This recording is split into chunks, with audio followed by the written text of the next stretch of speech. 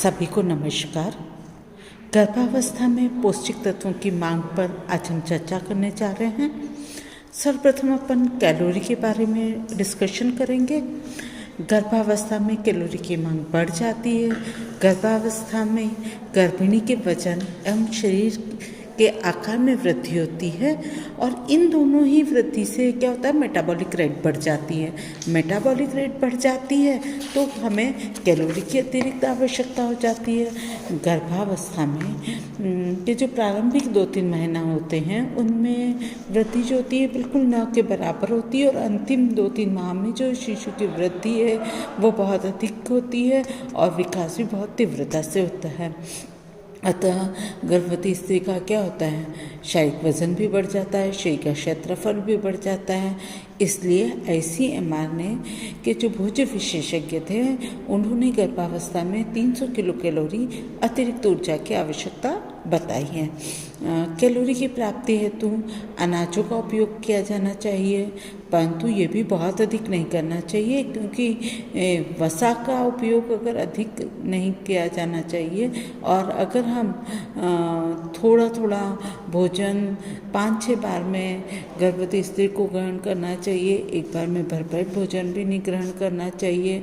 फिर हाइटेन ने 1964 में एक इन्वेस्टिगेशंस किए और उन्होंने अपने इन्वेस्टिगेशंस के आधार पर यह गणना की कि पूरे गर्भकाल में एक गर्भवती स्त्री को 80,000 किलो कैलोरी की आवश्यकता होती है। क्यों होती है? क्योंकि गर्भावस्था में वसा का जमाव क्या होता है, अधिक होता है। साथ ही तंतुओं की टूट फूट भी होती है, नए कोशों का निर्माण भी होता है।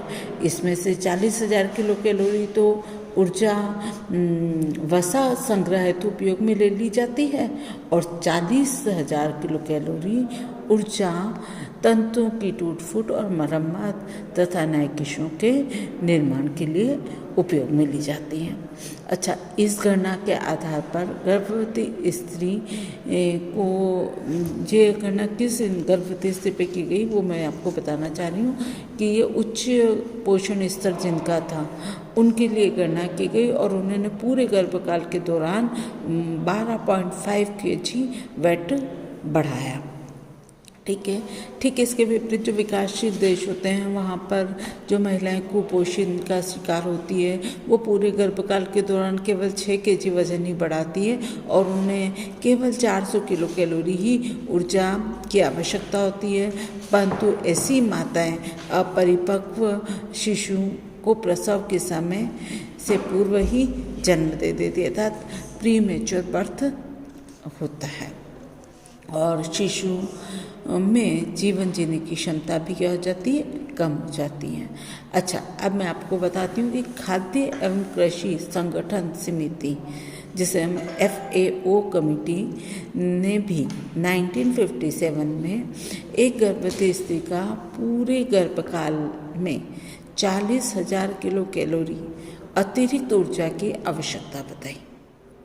ठीक है। और ICMR के जो भोज्य विशेषज्ञ थे उन्होंने कहा 300 किलो कैलोरी पर डे अतिरिक्त मात्रा में गर्भवती स्त्री को ग्रहण करना चाहिए। ठीक है, ये हुई कैलोरी की गणना।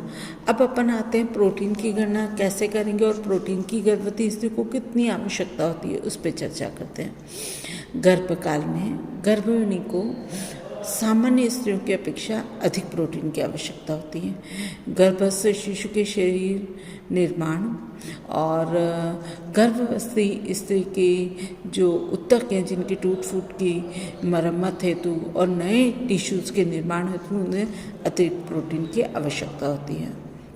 अब इसके लिए भी वैज्ञानिकों ने कई शोध किए और उसके आधार पर बताया कि एक गर्भवती स्त्री को पूरे गर्भकाल में 900 से 950 ग्राम तक अतिरिक्त प्रोटीन की आवश्यकता होती है। मतलब पूरी प्रेगनेंसी के दौरान इतना अतिरिक्त प्रोटीन उसे लेना होता है और गर्भस्थ शिशु का निर्माण भी प्रोटीन से होता है और इस बात की जो पुष्टि है FAO और WHO ने 1965 में की थी। ICMR के जो भोज्य विशेषज्ञ थे उन्होंने प्रोटीन की पूर्ति के लिए गर्भवती स्त्री के आहार में साधारण स्त्री की अपेक्षा 15 ग्राम अतिरिक्त प्रोटीन देने की प्रस्तावना की। प्रोटीन की पूर्ति हेतु गर्भवती के आहार में दाल, सूखे मेवे, सोयाबीन, मांस मछली, अंडा, दूध, दही, पनीर आदि भोज्य पदार्थों को सम्मिलित करना चाहिए।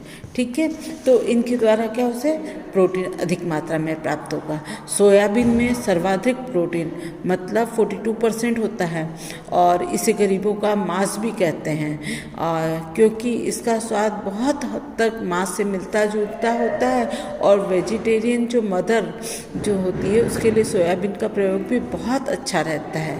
प्राणीज भोज्य पदार्थों में उत्तम कोटि का प्रोटीन होता है, अतः इसका सेवन जहाँ तक संभव हो गर्भवती माता को जरूर करना चाहिए। इस तरह से हमें प्रोटीन क्या होना चाहिए, अतिरिक्त मात्रा में देना चाहिए। और पर डे कितना अतिरिक्त देते हैं, 15 ग्राम अतिरिक्त मात्रा में देते हैं। और पूरे गर्भावस्था के दौरान उसके शरीर में कितना प्रोटीन आवश्यक होता है, 900 से 950 ग्राम अतिरिक्त प्रोटीन उसके आवश्यक होता है। ठीक है, इस तरह प्रोटीन की गणना करते हैं। अब हम आते हैं वसा पर। वसा के संबंध में अगर हम कहें तो हम गर्भावस्था में वसा को बढ़ाए जाने की आवश्यकता नहीं होती है क्योंकि आहार में जो वसा का अधिक प्रयोग करने से गर्भाशय में क्या होता है, चर्बी का संग्रह हो जाता है और मोटापा जो है बढ़ता जाता है। अतः मोटापा बढ़ने से कई प्रकार की बीमारियां हो जाती है और सैचुरेटेड फैट्स जो होते हैं जैसे कि डालडा, घी है आदि का उपयोग तो बहुत नेग्लिजिबल या कम से कम करना चाहिए क्योंकि ये स्वास्थ्य के लिए ज़्यादा हानिकारक होते हैं और अनसैचुरेटेड फैट का प्रयोग जो होता है इस समय श्रेष्ठ होता है। अच्छा, अब हम आते हैं कैल्शियम पर। गर्भस्थ शिशु के अस्थियों और दांतों के विकास के लिए कैल्शियम बहुत आवश्यक होता है। यह कैल्शियम का बहुत महत्वपूर्ण स्थान है। FAO और WHO के जो विशेषज्ञ थे उन्होंने 1962 में बताया कि गर्भावस्था में शिशु 30 ग्राम कैल्शियम अपनी माता के शरीर में संग्रहित करता है। मतलब गर्भावस्था में शिशु जो है 30 ग्राम कैल्शियम अपनी माता के शरीर से संग्रहित करता है तो उससे ले लेता है। गर्भकाल के अंतिम 3 महीनों में क्या होती है, कैल्शियम की मात्रा बढ़ जाती है क्योंकि गर्भस्थ शिशु का विकास इस समय क्या होता है, तीव्र गति से होता है। इसलिए हमें 500 से 600 ग्राम अतिरिक्त कैल्शियम जो है गर्भवती स्त्री को देना चाहिए। NRC और WHO ने गर्भवती स्त्री के लिए 400 मिलीग्राम पर डे अतिरिक्त कैल्शियम की प्रस्तावना की है और ICMR के भोज्य विशेषज्ञों ने 1993 में 600 मिलीग्राम कैल्शियम की पर डे अतिरिक्त प्रस्तावना की है। यदि माता के आहार में कैल्शियम की पूर्ति नहीं होती तो क्या होता है कि गर्भस्थ शिशु तो माता के शरीर से कैल्शियम जो है ले लेता है और परिणाम स्वरूप माता की अस्थियां और दांत जो होते हैं कमज़ोर हो जाते हैं और उससे ऑस्ट्रोमलेशिया नामक रोग हो जाता है। इसलिए गर्भकाल में 1 मिलीग्राम प्रतिदिन कैल्शियम सेवन करना चाहिए। दूध लेना चाहिए, इसके लिए पनीर लेना चाहिए, छाछ लेना चाहिए, खीर लेना चाहिए व दूध से बने व्यंजन कैल्शियम के अच्छे स्रोत होते हैं और इन्हें आहार में ग्रहण करना चाहिए। बंद गोभी है, सेव है, शलजम है, हरे पत्तेदार सब्जियां हैं, अंडा है, धनिया है, पत्ता गोभी है, फूल गोभी है, इसमें भी कैल्शियम जो है पर्याप्त मात्रा में रहता है। अतः निर्धन माताएं जो भी है वो इसका उपयोग कर सकती है। गर्भकाल में जो 2.5 से 3 महीने में अंतिम जो है बेटा, जो लास्ट 2.5 से 3 महीने होते हैं उसमें कैल्शियम की मांग बहुत ज़्यादा बढ़ जाती है। इसका कारण है कि केवल आहार से ही इसकी पूर्ति नहीं हो पाती है, अतः कैल्शियम की गोलियां और टॉनिक भी हमें लेना चाहिए। तो मतलब कैल्शियम का पूरे गर्भकालीन के दौरान बहुत अधिक आवश्यकता होती है। आहार के द्वारा तो इसकी पूर्ति करनी चाहिए और अंतिम 3 महीनों में इसकी टैबलेट्स और टॉनिक्स के द्वारा भी पूर्ति करना चाहिए। ठीक है, कैल्शियम कितना लेना चाहिए आया आपको समझ में। अब हम आते हैं लौह तत्व पर या आयरन पर। गर्भस्थ शिशु के शरीर में रक्त तथा हीमोग्लोबिन के निर्माण के लिए आयरन बहुत जरूरी होता है। कई वैज्ञानिक इन्वेस्टिगेशन अनुसंधान हुए, शोध हुए और उससे ज्ञात हुआ है कि जब शिशु का जन्म होता है तो शरीर में 300 मिलीग्राम जो आयरन होता है वह संग्रहित होता है और प्लेसेंटा में 70 मिलीग्राम लोहा संग्रहित होता है। शिशु यह लोहा अपनी माता के शरीर से प्राप्त करता है। प्रसव के समय 120 मिलीग्राम लोहे का निष्कासन की संभावना रहती है। इस प्रकार संपूर्ण गर्भावस्था में 540 मिलीग्राम लोहे की अतिरिक्त आवश्यकता होती है।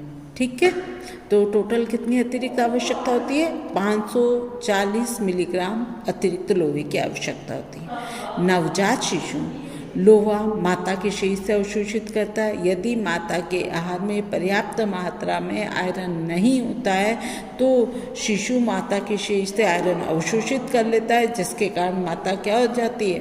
एनीमिक हो जाती है। सुपोषित माता के गर्भ से उत्पन्न शिशु के शरीर में 6 माह तक के लिए लोहा संग्रहित रहता है। यदि उसे पूरक आहार से लोहा न भी खिलाया जाए तो उसे एनीमिया नहीं होता। हरी पत्तेदार सब्जियां, यकृत, केला, गुड़, पालक, बथुआ, अंडे की जर्दी, शलजम, हल्दी आदि लोहे प्राप्ति के बहुत अच्छे साधन होते हैं। इसलिए खाद्य पदार्थों को गर्भिणी के भोजन में अवश्य सम्मिलित करना चाहिए। अब हम आते हैं अंतिम 2.5 से 3 महीने में। गर्भिणी के शरीर में लोहे की मांग बहुत अधिक बढ़ जाती है, इसलिए लोहे की गोलियां या टॉनिक लेना आवश्यक होता है, क्योंकि केवल आहार के माध्यम से ही इसकी पूर्ति हो सकती है। ICMR के भोज्य विशेषज्ञों ने गर्भिणी की प्रतिदिन 8 मिलीग्राम लोहे की अतिरिक्त आवश्यकता बताई है। साधारण स्त्री को 30 मिलीग्राम पर डे लोहे की आवश्यकता होती है। अब बाकी जो विटामिन हैं उसके बारे में अपन कल चर्चा करेंगे। आज इतना ही। आया समझ में बेटा? धन्यवाद।